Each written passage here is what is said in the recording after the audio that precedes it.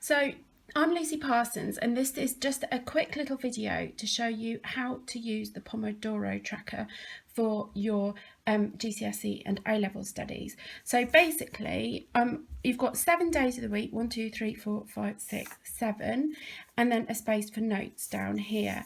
You can put the date of the first day of the week up here, and then you've got a space for up to 5 tasks in for each day here.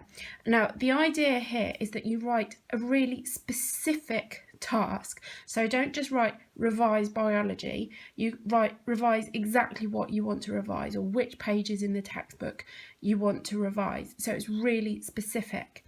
And then in this ring here, you write your target number of Pomodoros.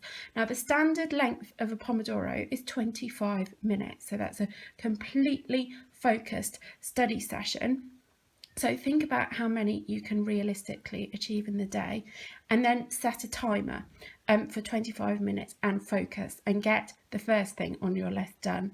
And when the timer goes off, whether you finish the task or not, take a 5-minute break and put a tick in there. Then come back. If you haven't finished task number 1, carry on with that, and when it's done, you can move on to the second task. But each Pomodoro should be 25 minutes, or you can experiment with how long you can concentrate for. Some people can concentrate for 20 minutes, some people can concentrate for 45. I wouldn't suggest going much longer than that. Then at the end of the day, add up how many minutes you've done, so 25 times the number of minutes you do in a study focus session. Add it up according to how many of these you've ticked, and you can write how many you've done in that day there.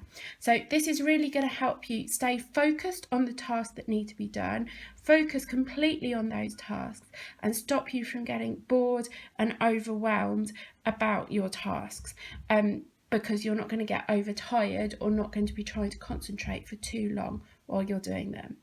If you want a copy of this, go to my website and you'll see the books tab at the top. It's at the bottom of that page. Happy studying.